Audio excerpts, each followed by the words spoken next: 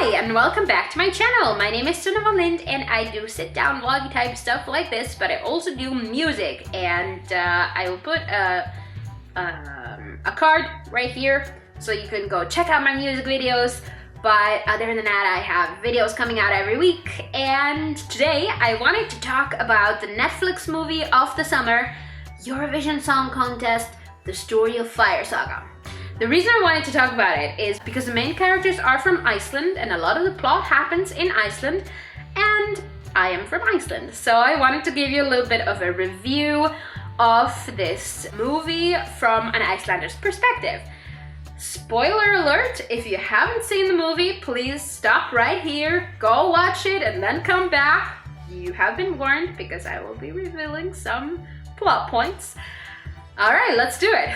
Okay, so the first point that I wanted to point out was Lars and Sigrid are not exactly Icelandic names. They would be considered rather unusual. However, what I really did like was that they used the patronymical last name system.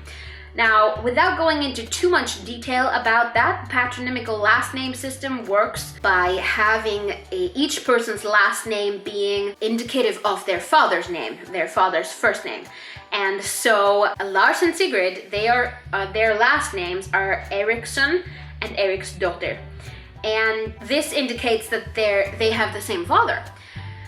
That is why people keep asking if they are brother and sister. And the funny thing is that they keep saying, probably not. She's probably not his sister. I'm probably not his sister. Oh, he's probably not my brother. And that is really funny because such things have actually happened. I have heard stories about two people who started dating and later found out that they were in fact brother and sister, because of their parents' questionable choices in their youth. And yeah, so, you know, that happens. All right, so the second point that I wanted to touch on is the financial implications of Iceland winning the Eurovision Song Contest. We have been competing in the Eurovision Song Contest since 1986, and we have never been in first place. We have been in second place 3 or 4 times. 3 that I remember at least. The winner of the song contest will host it the next year. This actually requires the country to have a lot of financial resources. And it's probably not an exaggeration when, what's his name, the financial minister type guy, when he says that we're gonna have to invite 500,000 people to come here at the same time. And we're gonna have to build a really big venue to host all these people and have like available hotels in rather short distance to travel to the venue and all of that stuff. And we don't have any of the infrastructure to actually handle that. And I don't think anybody would resort to murder because of that though. But I remember every single year this discussion comes up. So it is a legitimate concern. The third thing I wanted to talk about was, where did the idea that elves are this small come from? So elves are actually a thing in Icelandic folklore. We have a lot of folklore stories about them. They usually live in rocks.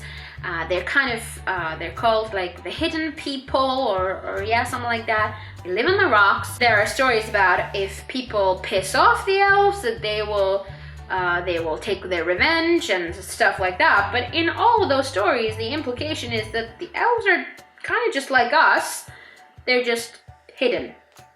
That's all. But I really did like how the elves threw that knife at the financial minister type person whose name I can't remember because yeah, because, you know, Lars had been nice to them and they rewarded him by saving him from being murdered. So that was pretty cool. Yeah, that was actually really funny. All right. Oh yeah, and the second thing about the folklore was, where did this idea of the Spjörgnótt come from? Like, what is that? I have never, I mean, I'm not a folklore expert of any sort, but that seems like something that you'd think Icelanders would have heard of if it was actually from Icelandic folklore, which it's not. Now, then I wanted to touch on the fact that the geography of the movie in Iceland is a bit skewed. However, I do feel the need to point out that Icelandic filmmakers do this as well. Húsavík is a real town. It's about an hour from where I live. Before the people of Húsavík can go to Reykjavik, they will have to go through my town first. Except if they were going all the way around the island the other way, and that would take way longer. But, you know, so they keep showing in the movie how Lars's bus goes out of town on the wrong side. But, you know, that's just like, I don't know, I guess the scenery there is prettier or something like that. So then there are, of course, a few things about the song contest itself. First of all, it would probably never be hosted in Edinburgh.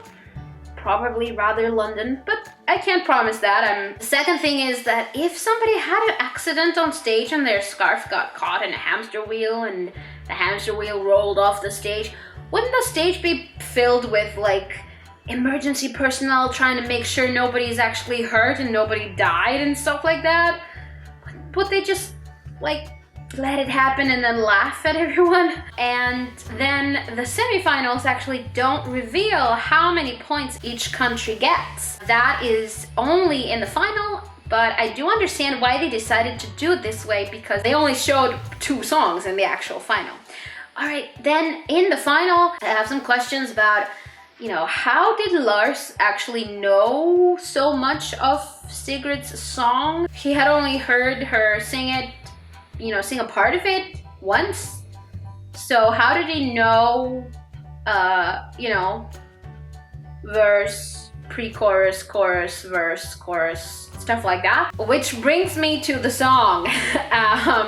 Yeah, so I like the song, Húsavík.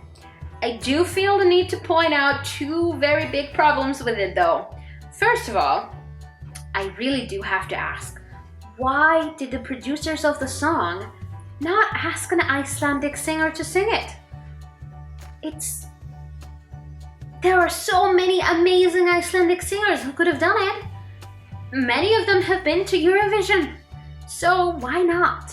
I will never know.